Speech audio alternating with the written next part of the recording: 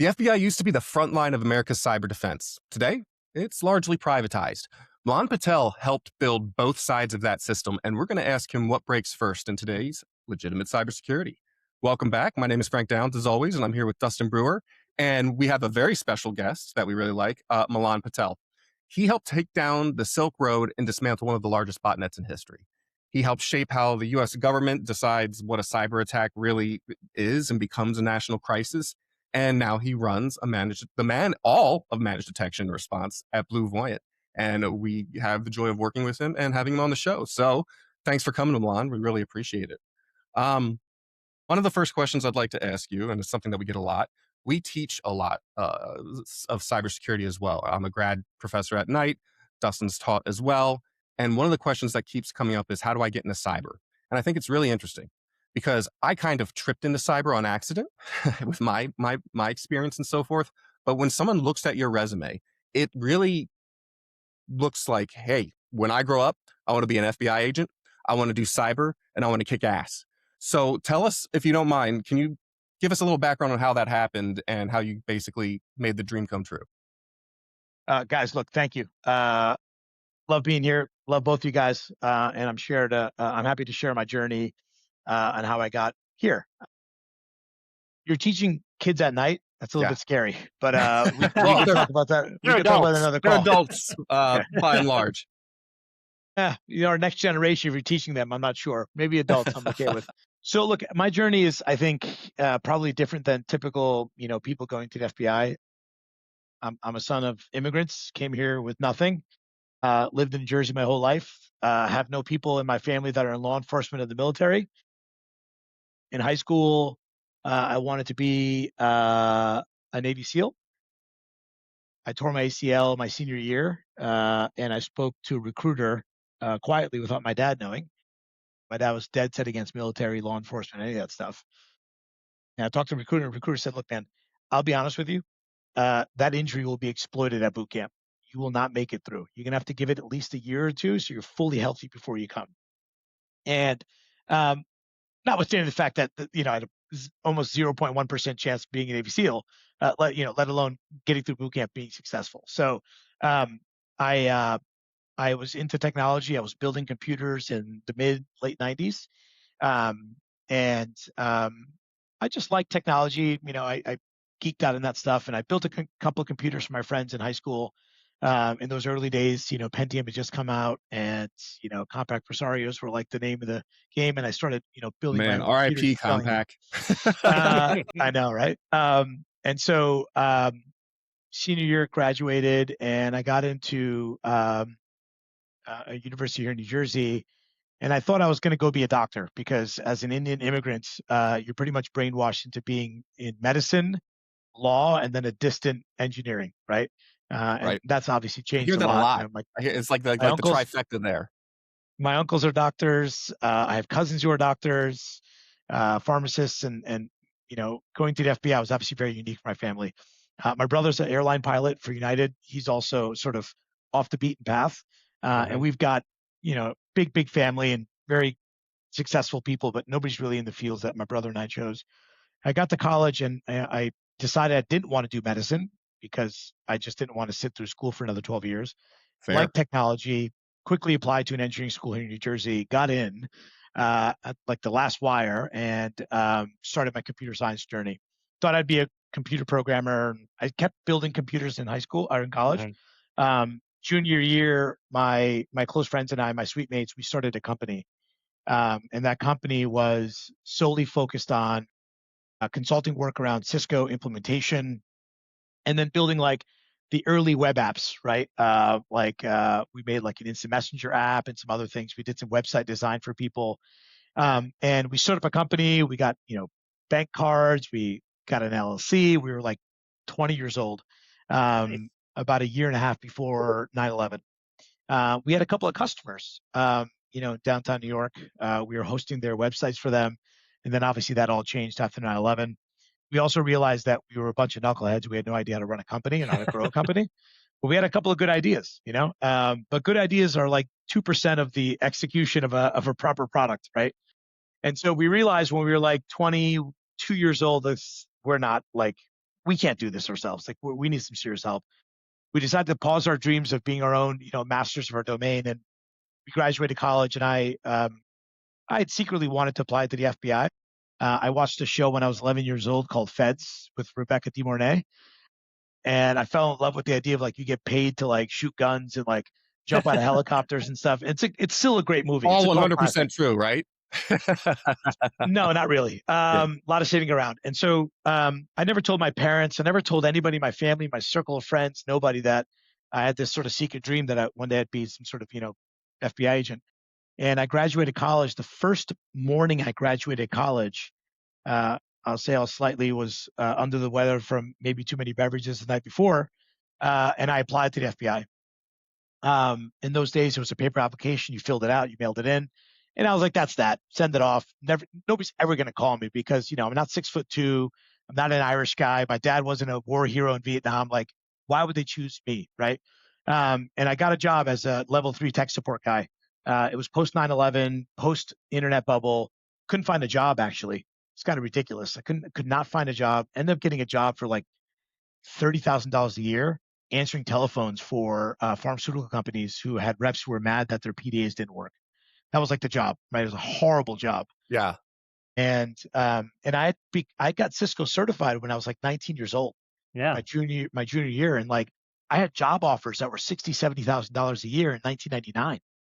And my dad's like, you're not leaving college because I'll break your legs if you leave college.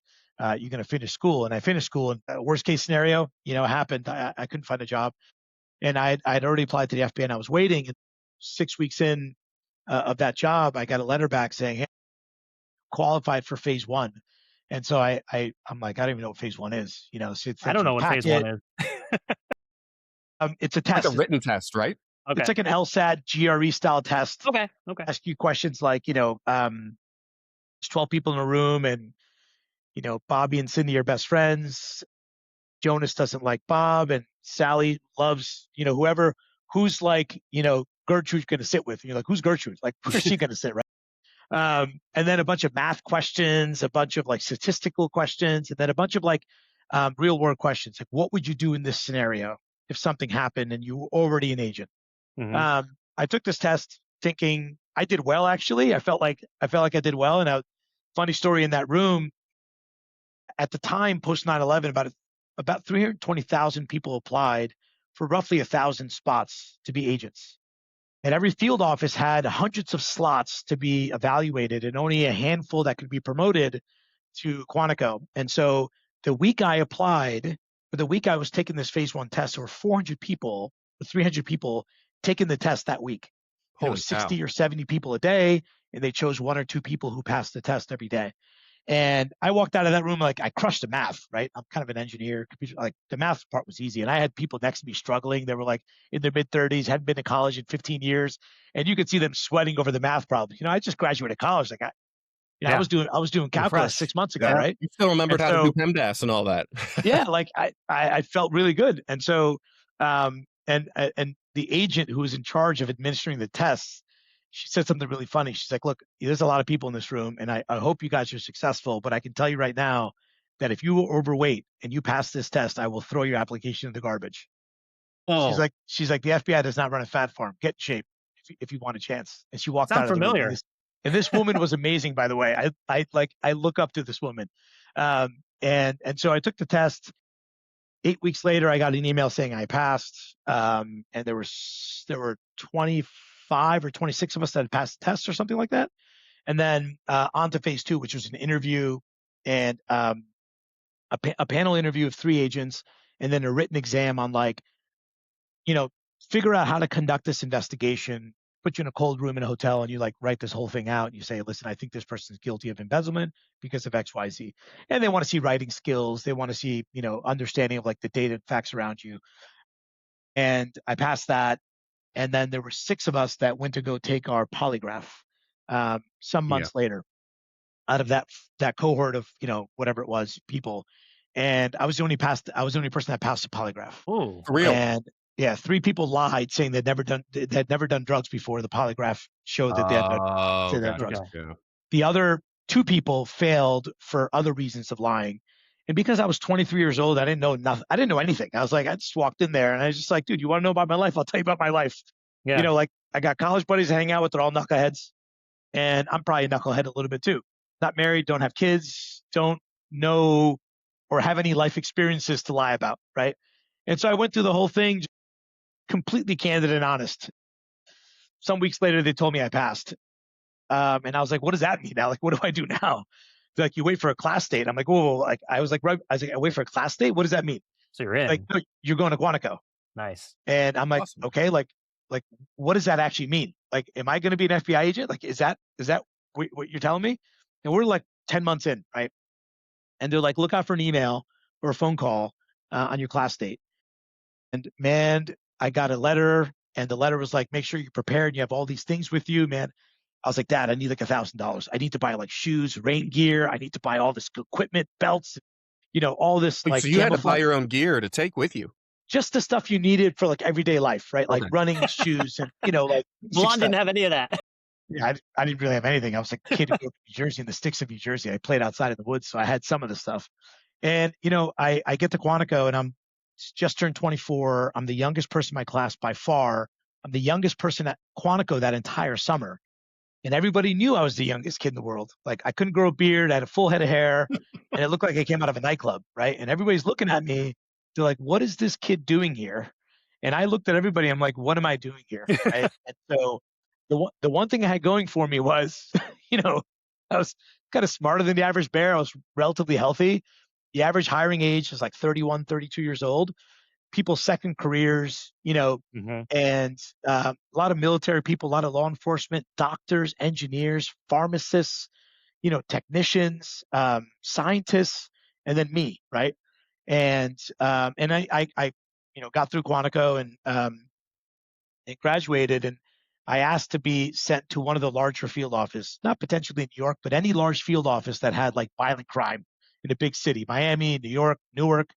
And in at week 6, they ask you to write down 1 through 56 what field office you want to be most assigned to and least assigned to. There's 56 field offices. So a lot of people who have kids and families, they're picking low-cost geographies. They're picking close to where they might have grown up or where their in-laws are from, where their parents live. And so consequently, what happens is all these 35-year-olds are like, man, I want to be in New Orleans. I want to be in Baton Rouge. I want to be in all these places where like family lives and I can get help. And I don't make a lot of money. Your starting salary is still pretty garbage. I don't want to be in New York because it's too expensive to live and you don't make any money as a first year agent. And I was like, put me in New York first, man. I'm happy to go there. My parents live in New Jersey. I'll figure out how to live. I picked Philadelphia, San Francisco, LA, Washington, D.C., all the top field offices. And after that, I told my dad, I was like, it doesn't matter where I go after that. Like Little Rock, Arkansas, like whatever, like I'll go figure it out. Minot, North Dakota, I'll go figure it out, right? And luckily I got sent back to New York because at the time, post 9/11, they basically said as a policy, any agent that's graduating that wants to be in New York is going to get sent to New York. So I was pretty much guaranteed my number one spot. That's fantastic. If I wanted it. Yeah. There were guys who grew up in Mobile, Alabama, got sent to Buffalo. People who grew up in Buffalo got sent to Mobile, Alabama. Just some of it was no rhyme or reason. In fact, they have a joke at Quantico when you're getting your orders at week 6, you open it up and you read it in front of the class. People cry, people shout, people get excited, and they put a monkey, like a stuffed monkey in a toilet in the middle of the room, and they say, this is the blind monkey that's picking where you're going to go live for the next 3 to 5 years, right? And so I'm looking around the room, people are shaking their boots. I'm like, dude, this is good for me. I'm going to be in Miami. I'm going to be in New York. I'm going to be in LA, wherever I'm going to be. So I get my orders to New York. I get to New York, and the first thing I ask for is like, I want to be in a counterterrorism squad. I want to be in a drug squad. And they're like, too bad, so sad, kid. You have a computer science degree. Welcome to cyber. You're going to cyber, right? And so I get this sent to cyber. I end up on a squad. It's the first cyber squad in the history of the FBI. And I get on this squad, and now these people are my lifelong friends, these people on the squad, but I'll make fun of them a little bit. There was none of them that knew how to turn on a computer. There's one person on that team that was a computer scientist, not even an agent. That was like my training agent almost, right? This guy, Tom Kiernan. And everybody else I became very close friends with, but they weren't technical by any means. And I was. And so I hit the ground running because like I knew what IP address was. I knew how DNS worked. I knew how the internet worked. Yeah. And I just started accumulating cases because I was young. I was hungry. I was willing to do anything anybody asked me to do. Go anywhere, and do anything at any time of the day. I left extra clothes at the office. I left a sleeping bag in my car because I was willing to do anything. And that paid off because I was young and hungry and maybe dumb. I had a great 10-year run as an agent. I was on the SWAT team for a bunch of years in New York. Got to work in Afghanistan for a few months. I was an undercover agent for fun times. Yeah. We talked about that. And I was an undercover agent for a number of years. Got to travel the world, got to see things that nobody gets to do. Got married, had kids. Life slowed down. My wife's like, not a big fan of any of this stuff. And so maybe like get a desk job. And so I took a job at FBI headquarters. Love that job. And agents hate headquarters because it's bureaucratic and it's slow. Mm-hmm. But I got to learn so much about how the Bureau actually works and what makes this law enforcement agency tick and the kinds of people that work across the country. And it's a fascinating place filled with ups and downs, and not saying the FBI is perfect, but you won't find a better group of people to work around. Just good, wholesome people that love this country, that care about doing good work, and know they're not going to make an extra dollar for doing a good job. And I attached to a bunch of great leaders at FBI headquarters. I grabbed their coattails and I spent time with them for 2 years. I got invited to White House meetings that I would have never been in my entire life. And then the private sector called, and Austin, I'm sure you've interviewed him before, lifelong friend, lifelong leader, and one of my best friends was my supervisor for a couple of years when I was a young agent. We've been friends since 2003, and we both had an opportunity to leave and start a cyber defense consulting business at K2 Intelligence. And so we both took the leap in 2015 to build out a pen testing business, an incident response business. And initially, we didn't kind of know what we were doing. We just kind of thought like we knew what we were doing. And as an agent, when you're doing cybercrime, you generally get the call from a customer, victim, whoever you want to describe it, weeks after they've been compromised. Weeks after. You show up to the party always late. They call their lawyers, they call crisis management, they call lots of people before they call an FBI agent. And I found myself being on the front lines of those IR engagements where you're the first call on Friday night, you're not the eighth call, right? And so we got this bird's eye view of like, holy moly, we were missing all this stuff, right? And so we started really understanding what incident response was really like. And so would you say then, and because that's something I wanted to bring up here, and especially today, it is more common than for if there's a cyber attack against anything critical or with a company, against a company, it's more often, would you say, that the government responds first or private sector by and large? I mean, it sounds like MDR the private sector right? responds 95% of the time. There are instances where the government is called first because of exemptions made. The organization needs coverage from DOJ while they're investigating to hold back notifications. And so there are instances where the government is involved early, but generally speaking, the thousands of incident responses we've done, even at BlueVoyant today and K2, the Bureau's involved because they trust a bunch of former FBI agents to reach out to the FBI to build a relationship. But for the most part, the private sector is always going to be first. Compliance is first. Crisis management is first. And then the FBI or DHS tends to get involved if the nature of the breach is nation state, if it's sensitive, if it's a sensitive organization. Right. So that does happen. So what was the biggest, like, I don't want to say culture shock, but something like, think along those lines, like when you did the switch from, FBI service to private sector, like what was the biggest kind of shock that you had with how cyber incidences might have been viewed or handled, or was there anything that particularly stood out to you, or was it just like, oh no, this is like a whole new ball game?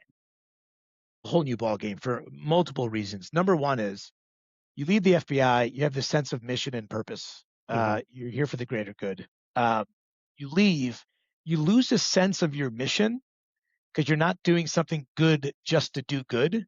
It's always connected to a bottom line revenue target, a margin target, some profitability number, right? A business is not going to go do things if it doesn't make us money, whether it's the right thing to do or not. It's very difficult to survive. And so that was the first sort of thing for me that changed, which is I still had a sense of purpose, but I lost some mission, right?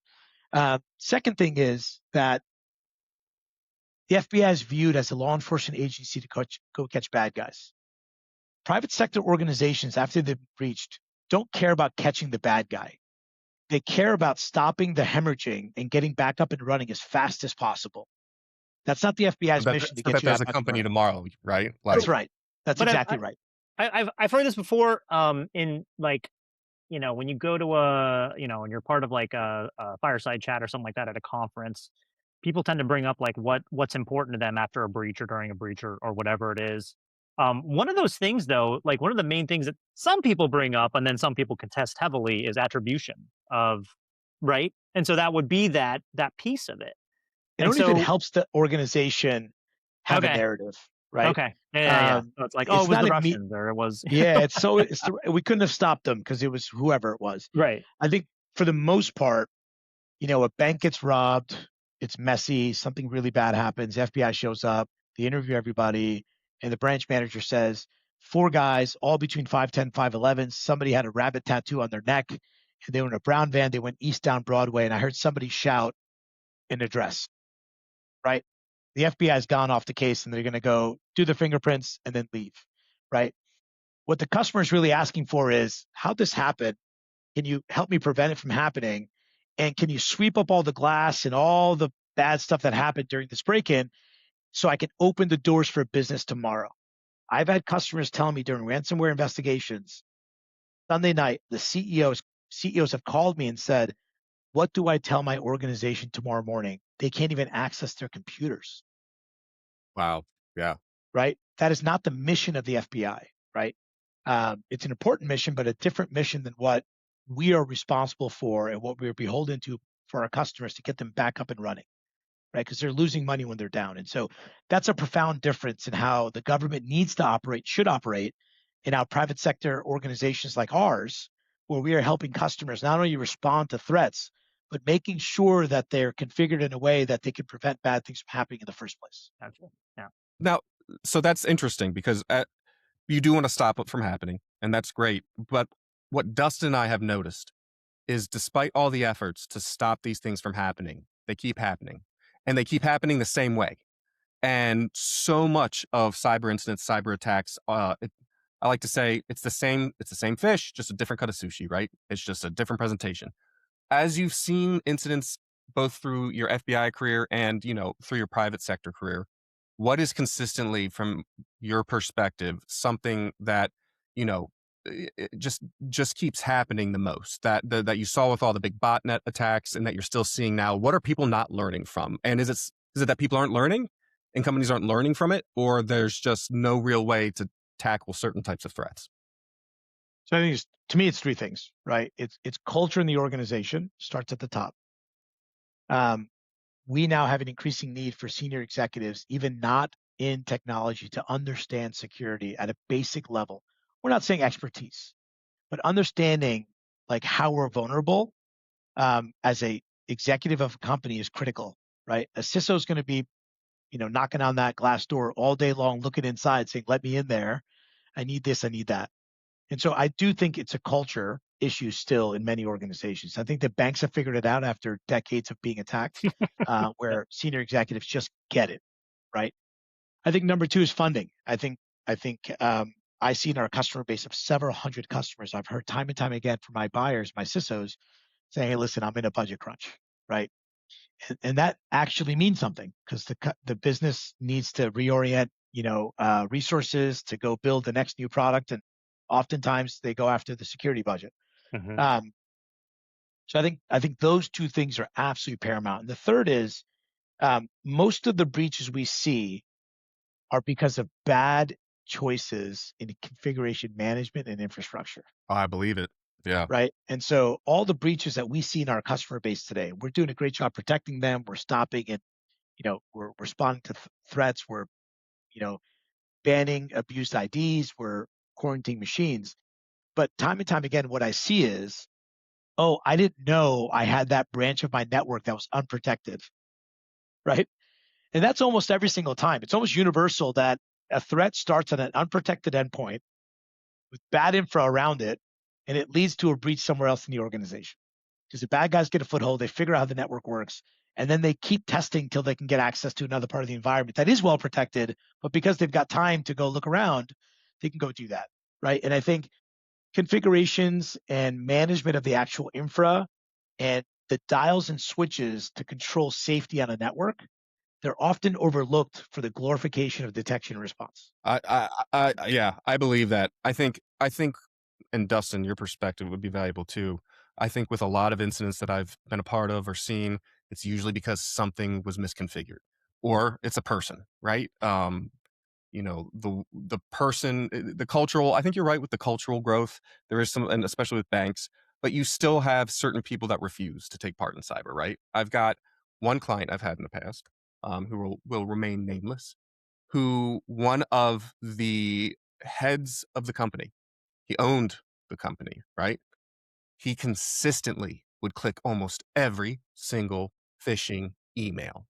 Everyone. They'd given him training. They had told him to stop, and nothing was working. And to the point where I just said, okay, so what are you going to do, guys? How are you going to handle this? There's a lot of different options available to you. Some people get creative with creating their own environment and just keep them away from everything else and so forth. They said, Frankie's in his 70s. We're just going to wait. And I was like, okay. It's unfortunately true, and it's funny. I think about my parents, and they're on the internet. They've got mobile phones and smartphones and all that kind of stuff, and there is a natural gap that's created. I think the previous generation is a bit more trustworthy that potentially our generation is. And my kids' generation, I tell my kids all the time, like, hey, don't click on stuff you get it via text message or something. And Yeah. my kids look at me like, Dad, Yeah. what planet do you live on? Yeah. I don't click on anything, right? Yeah, and so like I think there is a generational gap there, and I think, but I do have some hope that I do see my conversations with senior executives in companies. I've seen a fundamental shift in the last couple of years Mhm. where they pay attention more, they're more deliberate and more intentional, and they're thinking about security. I do board briefings for our customers, and the board members who are not technical, they're asking good questions, right? That was very different even 5 years ago, right? Yes. To have a security conversation in a boardroom was unique unless you were a big bank, right? Yeah. And empirically speaking, like you're absolutely right. When it comes to like leadership, it it never fails that for some reason there is this blockage at the very top where they don't there's sometimes there's not an understanding that like, no, what you guys and gals do and say, it trickles down. It does with your attitude, with your obviously with your money, and where you're allocating resources. But even just like having that champion in the C-suite, which hopefully would be a CISO or a CISO, but even if not, like Yeah, having the that's right. CEO even be part of that is huge. And it's it's almost, I don't want to say inevitable, but it's one of those things where I think it's finally, first of all, you can't have, for the most part, you can't have a successful business in today's world without having some kind of digital presence, period, right? So if that's the I don't case, know. The Amish don't release their business numbers. fair enough. You could Just sell gonna throw Amish that one furniture, out but there. that other than that, I'm sure there are some other examples out there. But for the most part, if you're trying to run a successful business, you got to have some kind of digital presence, which means you have to have some kind of security wrapped around that. And I think maybe sometimes what confuses a lot of, so culturally and thinking about that from a cultural perspective and a C-suite trickling down, or even senior management trickling down, absolutely 100% spot on. What I think kind of confuses people a lot though is that you do have a lot of like the major vendors now, who are coming out and they've like, well, even like your local ISP, internet service provider might say, well, we've got the cybersecurity suite that protects you against all kinds of attacks and blah blah blah. And so you have these smaller businesses who are like, oh yeah, I'm going to trust Comcast with this, or I'm going to trust AT&T or whoever it is with this, not really knowing what they're getting into, and then a breach happens and it's like, well, that wasn't any of our responsibility, and that was still like on you guys to do that. Do you see a lot of customers kind of out there who are, struggling to to understand the bigger policy around it, I guess is what I'm trying to get at. So like, yeah, you might have these protective technologies there and you might have these different vendors, but then you still get into some trouble. What's kind of your advice to people who are out there, maybe just starting out or maybe just starting to think about this? And how do I figure out what do I even need for cybersecurity, uh, You know, or MDR or MSS or whatever it is? there's a bunch of things here, but I think one of those is like a rationalization that you're not going to protect every corner of the network with 100% certainty. I remember when my dad got an alarm system on our house in like the early 90s, like when like ADT or Sloman's came out or something. Yeah. And I was like, I don't know, 10 or 11 years old. And the Sloman's guy was like, or the ADT guy was like, yeah, we're going to put window sensors on your front windows on the first floor and all your doors, and a motion detector in your living room, one in your basement, and one up the stairs. And I was thinking, I was like, don't you put window sensors on the back, the second floor, or like, why don't you do that? And he's like, the chances of somebody breaking into your house on the front of your house on the second floor where you have no trees is highly unlikely. You're more likely to be broken in on the first floor, in the backyard, or in the front yard, the back door.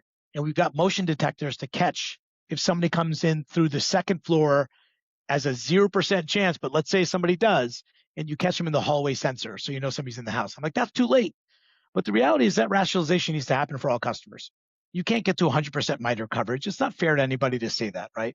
But what is 65% coverage at a 90% efficacy rate against that 65%? I would say that's really good, right? So I think a rationalization of like cost versus, protection and coverage. I think the second thing is like, and this sounds horrible, and there's lots of tools that say they do it really well, and you find out they don't really do it perfect. A line by line understanding what's actually happening in your company. So I'll give you an example. I asked my team, I want to do a data validation of all our customers, the number of agents that are deployed, the number of agents that they think they have, and the number of agents they're paying us to protect, right? And what's really in the console. One of my number one guys, he's like, I don't know. We got stuff everywhere. We got Salesforce, we got ServiceNow, we got all these tools. I said, that's a horrible answer. And so we built an AI agent to go comb through all these things and put together analysis, and it still wasn't perfect accurate, right? And I was like, I want 100% accuracy. And I said, maybe we got to go line by line. Maybe we got to log into each one of our customer consoles, for the number of agents they have on average over 30 days, put it to a spreadsheet, and then look at the contract and see how much they paid for it. The contract itself, not what Salesforce says, actually the signed contract that I signed and the customer signed. And they responded back with, we got hundreds of them. I was like, well, that's what it's going to take for us to understand our world. Yeah. If you don't have the right tools to do it. That's interesting. I'm glad you brought up the tools when you're talking about there to do that analysis, because you also mentioned AI. And it wouldn't be an episode of this show if we didn't bring up AI at least once. Let's talk about it. But we're seeing a lot of different applications of AI in cybersecurity, right? And I think it's a sensical thing, right? Because if you think of cybersecurity as its own type of industry, especially when you're talking about MSPs and so forth, people come to MSPs because they don't have the bodies, right? They come to you because they need the service. And so there's a level of efficiency there, right? I don't have to buy the cow. These guys have great milk. I don't know if I like that. You know what I mean? Anyway. Yeah. You tried. That was an honest effort. Yeah. And I hit a cow. Anyway, AI, what is your take on the way AI is being applied to cybersecurity, right? Because there's headlines all the time of it's changing this, it's changing that. The thing I liked I thought was interesting over the weekend was it the Claude CEO or an engineer there? They came out with a new cybersecurity module, and they're like, just plug it straight in, guys. It'll do all your cyber for you. I'm like, I don't know about that. Yeah. How do you see AI impacting cybersecurity? Is it making people safer? Is it being used smartly? You have a whole lot that you can see in this industry. What's your take on all of that? Yeah, so look, I've got some strong views in some places, and admittedly some views that I feel that are not strong, because I don't know what's going to happen in 3, 6, 7, 8, 10 months, 12 months. Nobody knows, right? Good ideas on Friday fail on Monday in this new age, right? So my gut tells me that humans will rely on humans in their time of need. And that's not going to change. I think the last mile of any activity is going to evolve, but it'll still be some portion of the last mile, or whatever you want to call the last 5%, right? So if you can think that computers and machines and AI are going to do more of the 90% at a higher and better quality and more speed, there's still going to be some left that humans are going to interact with humans. My CISOs are telling me, my customers are telling me, hey, listen, I'm all in on the AI, I'm all in the tech. I don't want to be left behind. I want to try everything. Send me everything you got, all the new stuff. However, when something bad happens, you better answer the focus. I'm not talking to a robot. Right. And so what I think that means is, I think that over time, you'll start seeing our folks in this industry become elevated, right? Meaning you won't have level 1 through level 3 in incident response. What you will have in a year or two, maybe 3, is a SOC of all level 3s and incident responders, because the rest of it's being done by agents and or better tooling, right? And I think that's coming. It doesn't mean we're giving up a bunch of jobs. It means that a lot of these things are going to change pretty rapidly. And I think the thing we should worry about later is who's the next evolution of kids coming into the process that are not going to get trained because we're looking for level 3. So I'm more worried about that problem than I am saying humans go away, because I firmly believe when something goes wrong, my customers call me and they trust me that I'm going to help them and not say something stupid, right? Meaning if they need me to fly in and talk to their board, or they need to have a sit down, I am there for them because that's what they're paying me to do. Now, what that's going to happen over time is, if a level 1 analyst answers the phone today because a customer wants to understand, a security incident, that won't happen next year. Instead, 95% of that stuff that level 1 was getting is going to be completely automated. And the stuff that's left over is going to be super complex, very sophisticated, hard for robots to do. You're going to want humans engaged. So I firmly believe the idea of MDR is not going to go anywhere, whether you call it agentic future, AI SOC, but the value of the very best humans is going to be so important. You won't be in a position to say, let me just plug this hole with somebody who's been in the industry for 5-10 years. You're going to say to yourself, who's the very best person I want on the phone helping my customer through a problem in the context of security operations and security incidents, right? There's other places where security is applied. The same won't apply. It'll be different. But I think in my niche space, I'm thinking about the world that way. Do you see and you brought up a really good point, which is something I've been thinking about a lot lately too, which is like, okay, where are the level 1s going to start coming from then if we're not going to be training level 1s? Would that just mean that level 1 is now level 3? Possible. Yeah. I mean, if you think about it, like when Google, do you remember when Google first came out and like everybody was kind of freaking out because it was like, wow, this is like really great. You can find information a lot quicker and like it's just kind of all there. And this is going to, it's going to ruin jobs. Like, computers are going to stop jobs from happening, and it just created kind of more jobs. I don't know. I think they're hiring enough librarians now, Dustin. Yeah.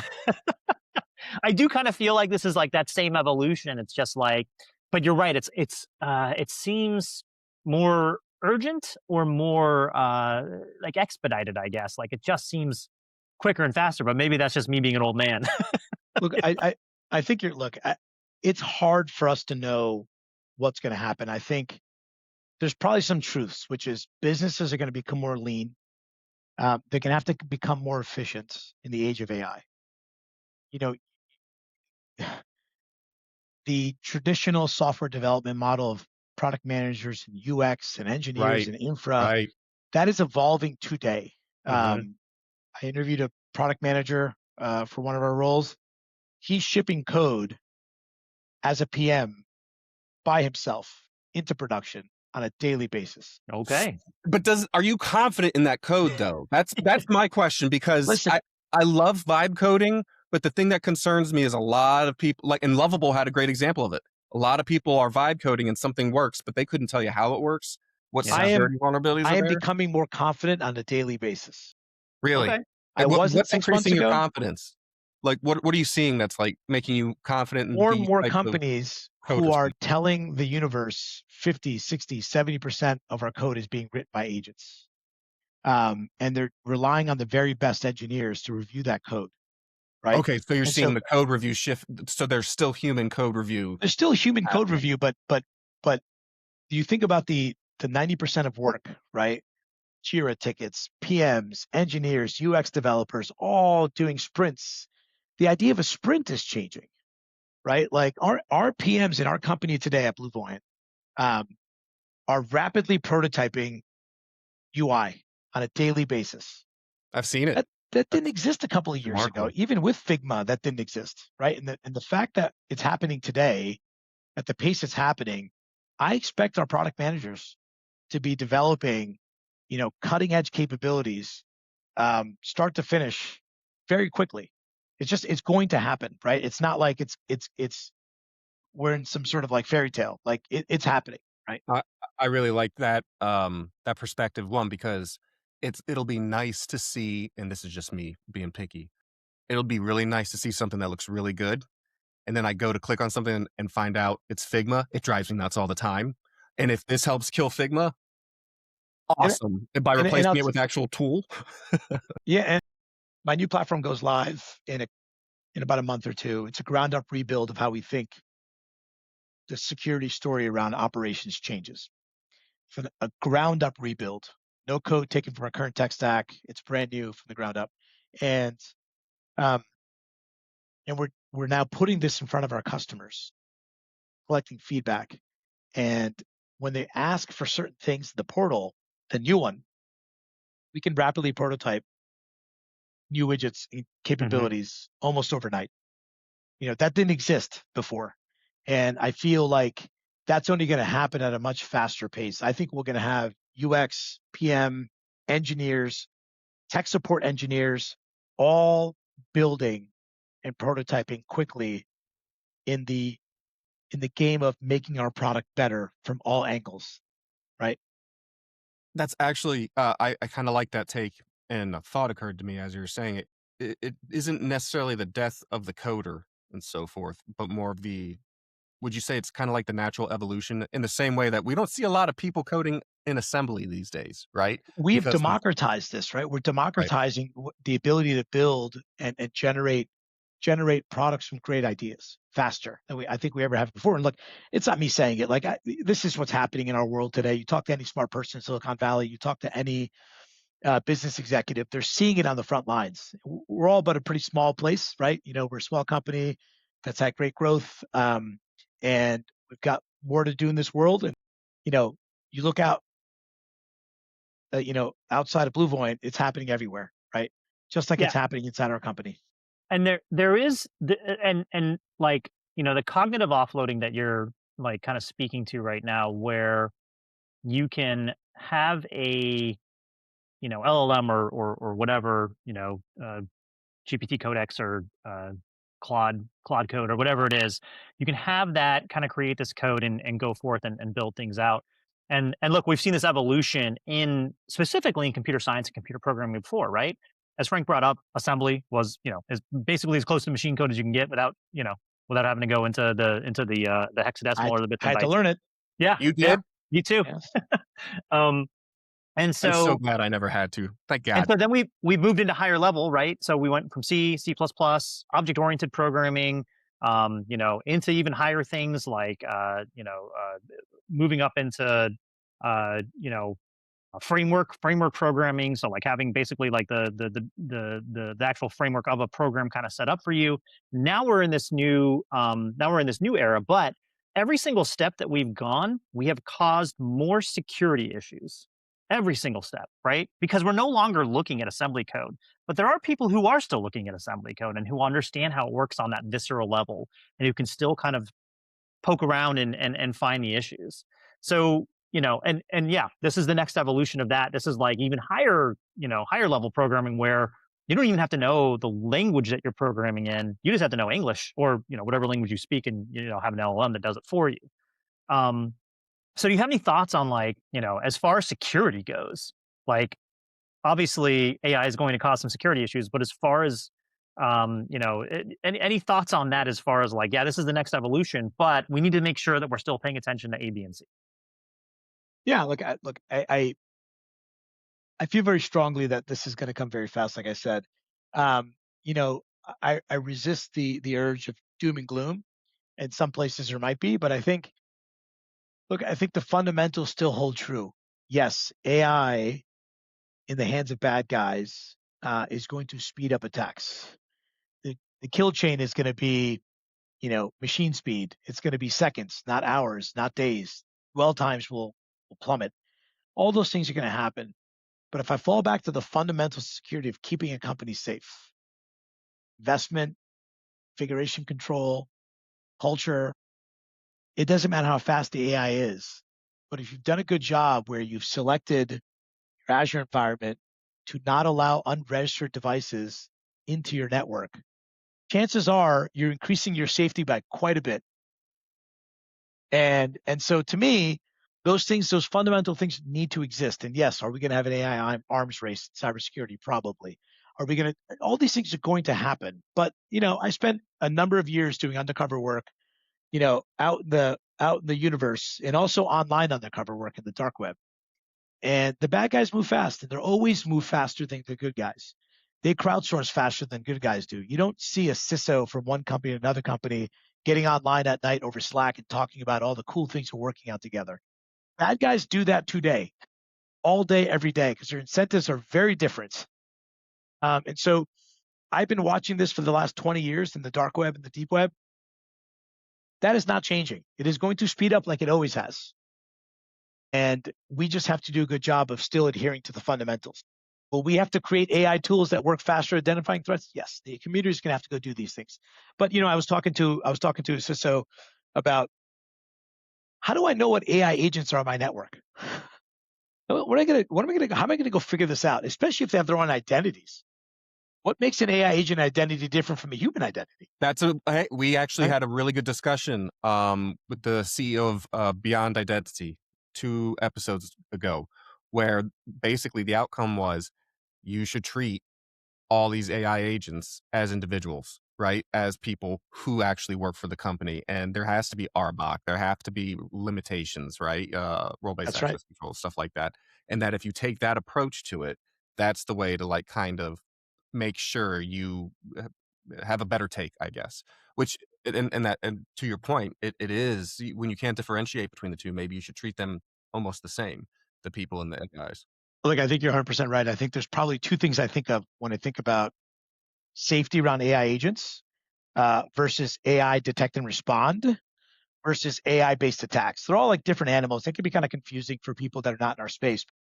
I think when I think about the use of AI agents in a network, I fundamentally think of the configurations we talked about, and I think about a data security layer.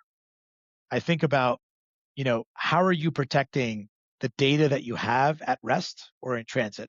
This has nothing to do with defending against malware coming into your network. This is about, should Dustin have access to this data or not? Should this data allowed to be transmitted in this way? Right? Fundamental building blocks of data security.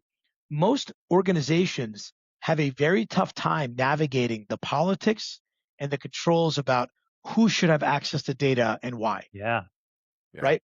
Yeah. It is a challenging problem to have, especially in a multinational company with multiple business units. Mm-hmm. They're crossing, state lines or country lines. Who's got access to what data, GDPR, and who doesn't, APAC?